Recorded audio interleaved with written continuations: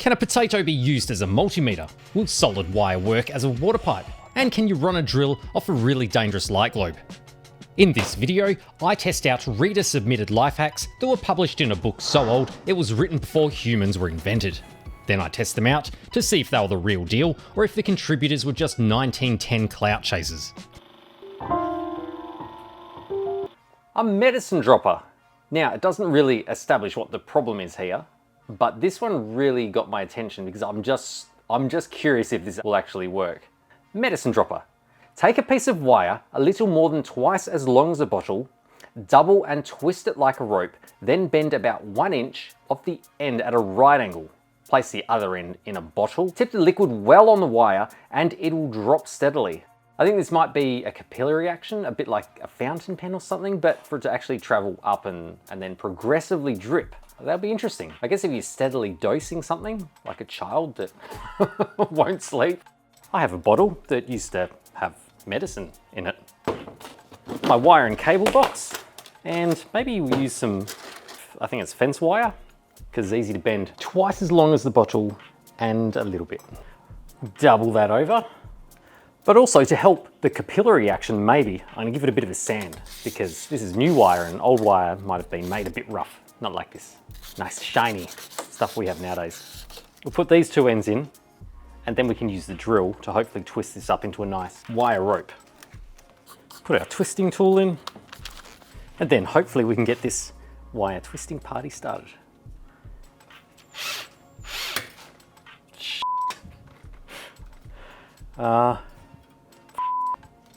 That broke instantly, unless we can put the wire straight in the end of the chuck. Right, place your bets now. Another fail? Or is this genius? It's gonna snap somewhere else, isn't it? Nice and tight. Easy, easy. Oh, that's looking really good. Beautiful. Made my first cable. It's completely silent. What it means to say is brrrr. Yeah, that looks a little bit longer than the picture, so I'll bend that about there. And I reckon that is a great replication. Would you like a straw? Oh yes, please. About there. So give that a bend. I feel like if it was left longer, it would actually work better, but let's try her out. There we go. One dangerous yet biodegradable straw. I've got our medicine in this previously used medicine jug, and I'll give it a bit of color as well, just so we can see what's going on. Looks like kerosene.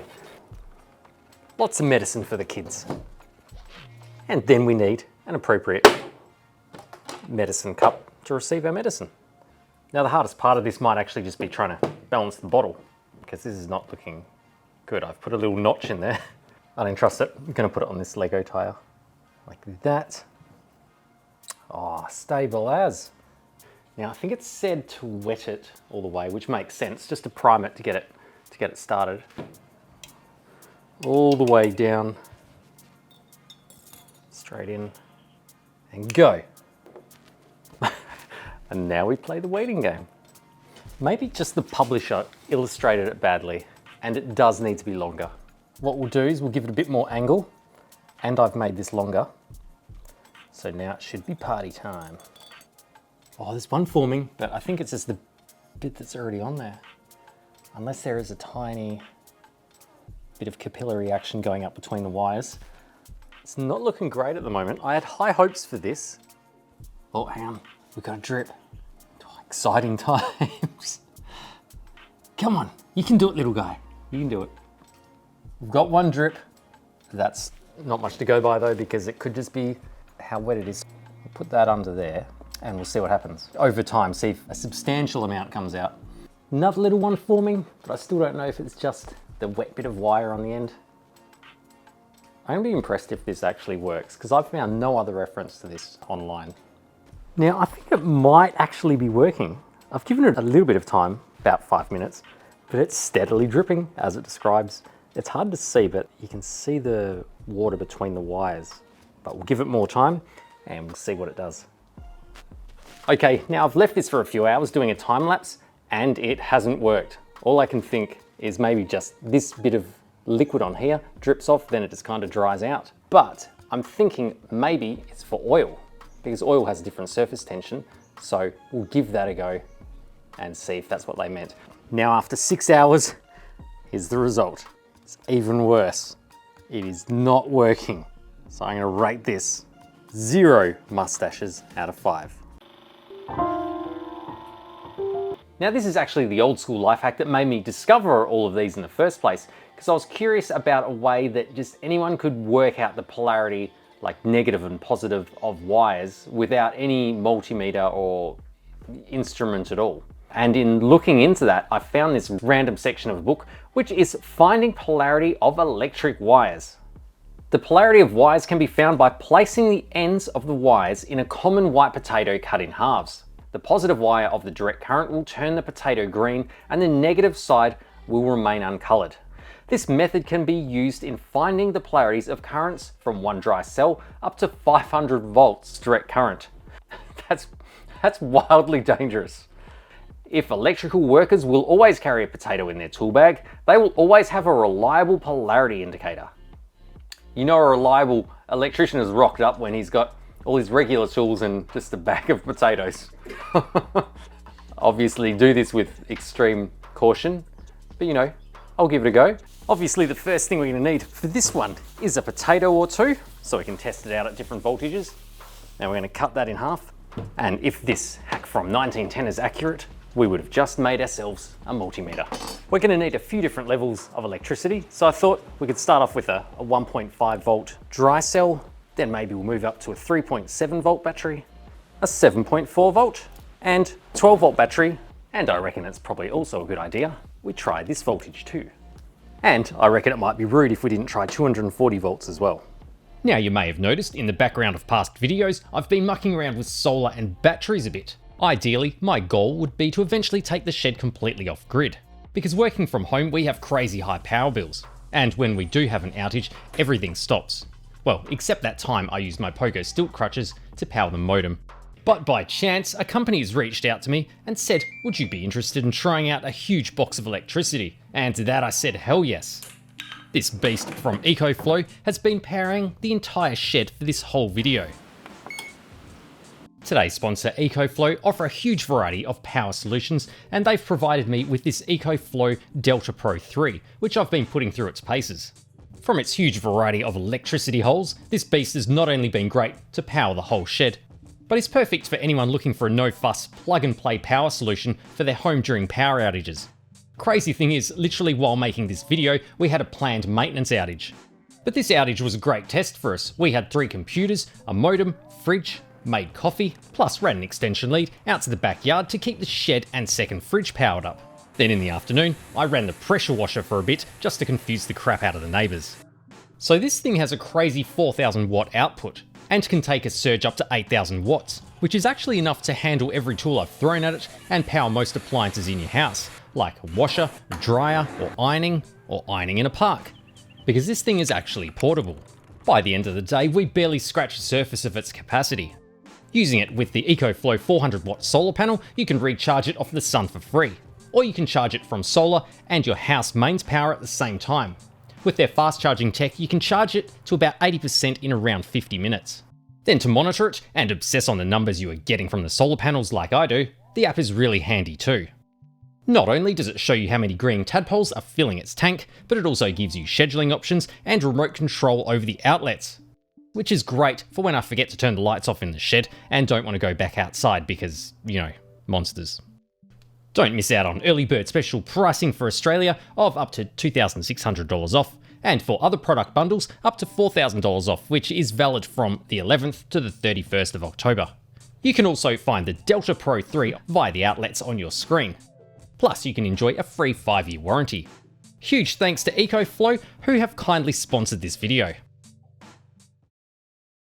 Now we just need some wires to go straight into the potato, and it should tell us which end is positive and which is negative. So we'll get that stripped and cut to length, twist it to potato specification. I think I'm already bleeding. We've got our 1.5 volt battery ready for testing. Now, if it was nowadays, you just use a multimeter. I lost a potato. How do you lose a potato? All right, so it said the wires had to be closer together for lower voltage. So let's try something like this. Try and do that.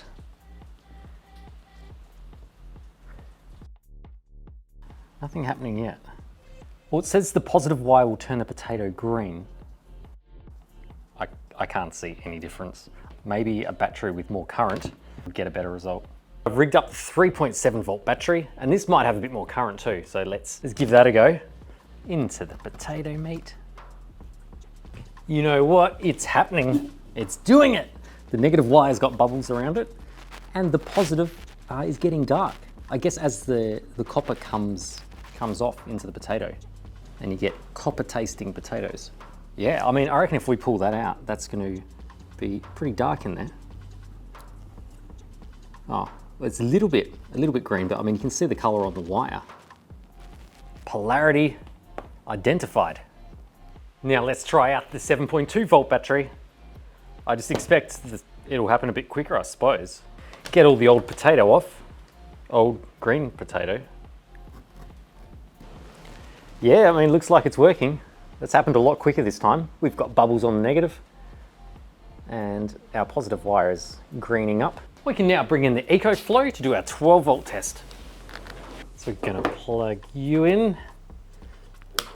Now we've got our clamps. Okay, something like that, and we'll stick these in there. Wires are in, turn on the 12 volt side of it. Well, we've got a bubbling spud on the negative wire. Positive wire is going green again. So I can tell that that's our positive. No, I mean, that's confirmed for 12 volt. Let's step it up. Now, I reckon I'm pushing my luck here, but I'm curious if we can get this thing to run off there.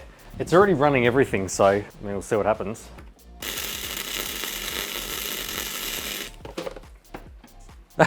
That's perfect. That absolutely killed it. I wonder what the wattage went up to. And that's while running everything else. Lighting, fridge. It's got room to spare. I'm just gonna crank the voltage all the way up to like a level I never use, but we'll give it a go.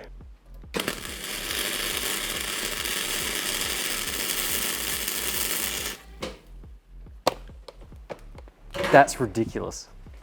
That was about 3,000 something. That still had room to go. That's as much as the world will do. And that's still with everything else running in the shed. Smashed it. I reckon we're ready to put some welder voltage through the potato. But first, I just got to turn off the wire feed because it's just going to stick this wire all the way through the potato. So I'll switch that off.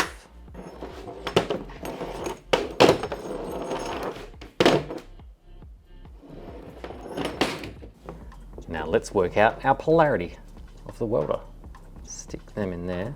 I've got the voltage set to halfway. It just says 3, so whatever that means. And let's give it a go.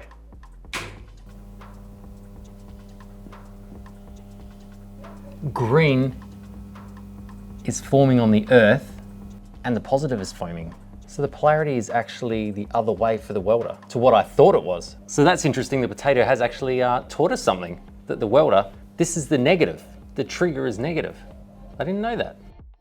Right, I've got the voltage up all the way and we'll just give it a bit more. Yeah, that's really foaming now. I can hear the potato sizzling. So this has actually completely worked. It's taught me that the earth is positive and that this is actually negative. So I found out the polarity of the wires. So I would give this 1910 life hack 5 mustaches out of 5. Not the safest thing to do, especially with 500 volts DC, but it does the job. However, there's still one more potato test we haven't done. 240 volts AC. I'm satisfied that that works for DC. Let's see what result we get for AC. Seriously, do not actually attempt the following experiments. Leave it to idiots like me. And I'll strip these wires. So to be safe, I'm gonna be switching this one on remotely. Okay, plugging it in.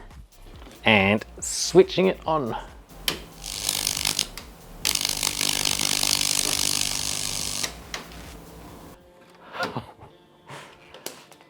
Okay, we might need a bigger gap between the wires, I'm guessing.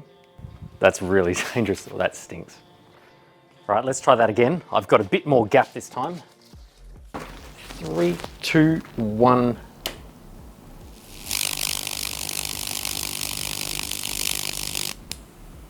So it looks like just the active is buzzing, and there's a little bit of green on the neutral.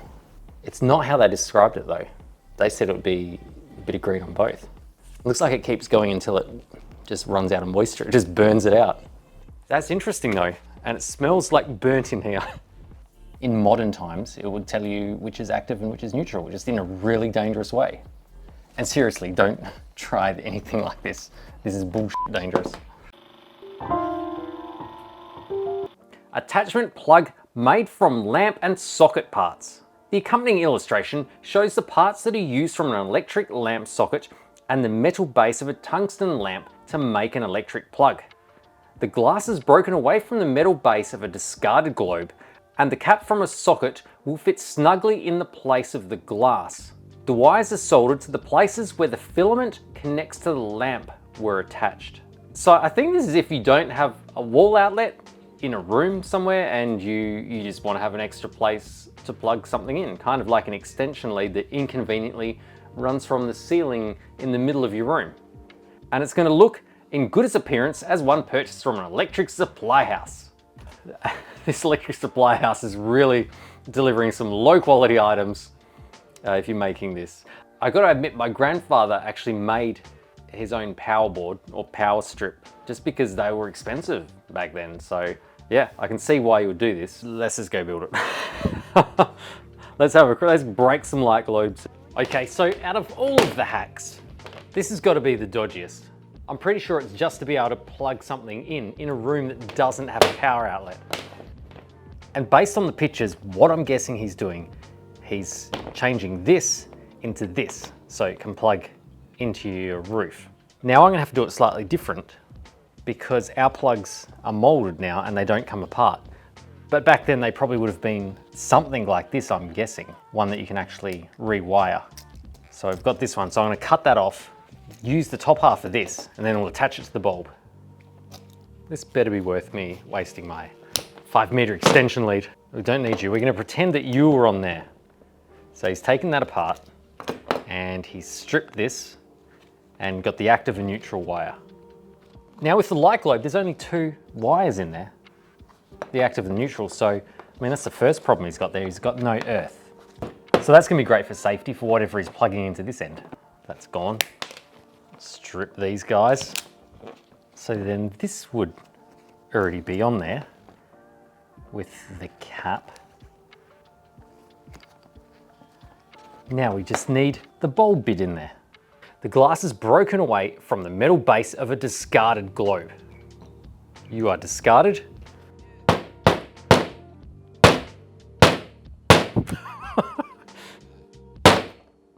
What the hell? Why'd we ever get rid of these?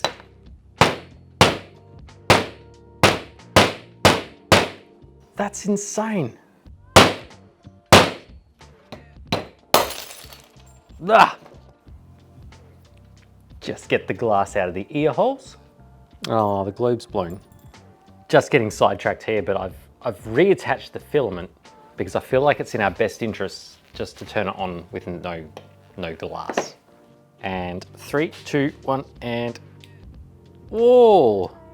That burnt way longer than I thought. Oh, here comes the tungsten gas. And this is what we're left with. Get rid of the little wires we don't need, little standoffs. And now we have our 2 conductors that will attach to this. This immediately feels crazy fragile. Now, immediately I'm thinking, you don't know which way the active and the neutral is going to be, because a light globe, it doesn't matter which way it goes, but for whatever device you plug into the other end is probably going to be a factor. So that reduces your level of mustaches you're probably going to get. Oh, that's pretty good. Nice. You're gaining mustaches back immediately. I thought that was way more fragile than that. Nice, nice, that's working. You know, I mean, the other problem you've got is how much current these little legs can take in here, because this cable's rated for 10 amps, but you know, these little wires probably aren't. And you've got a single strand.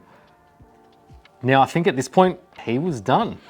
I feel these should be insulated so they don't come in contact with each other with any tension on the cable, but it wasn't written down. So that should just go straight on over here. Look at that. That's not too bad. It's fragile as hell. It looks like they're not touching each other inside. I think we've got it. I'm not sure how this is going to go when I try and push that into a light socket though. I want to try this in the house, but I'm very sure the family is going to be annoyed when I trip out the power, which is the likely outcome. I mean, yeah, there's a bit of a problem. It's too deep to get to the bayonet bit, but we can sheet here and remove this bit.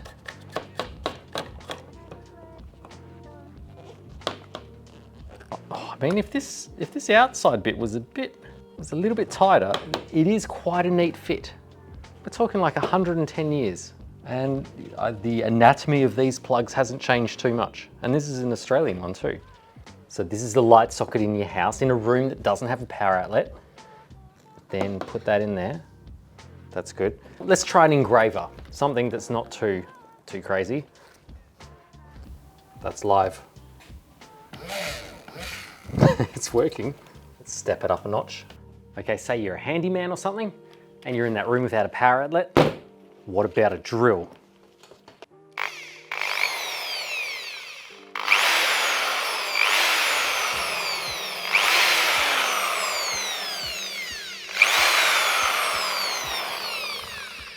It seems like it's working. I feel like I saw a flash or something glow in there. I don't think that's good. Might as well step it up a bit. We'll try a heat gun, 2000 watts. And switch it on. Whoa, that's dead. It's just a perfect fuse. Something didn't like it. Let's have a look. Looks good. I think it might be, the wires here are good. I think it might be where they thin out inside this glass tube, which you can't fix. I think you're pretty limited to how much current you can put through this. Maybe a small device that you want to use in a really dangerous manner. But that would be about it. Yeah, I can see where the wire has gone inside the glass tube. So I think I'm going to give this 1910 life hack 1 mustache out of 5. This wildly dangerous 1910 life hack. Thank you to my Patreons for your support, and if you like my videos, consider subscribing.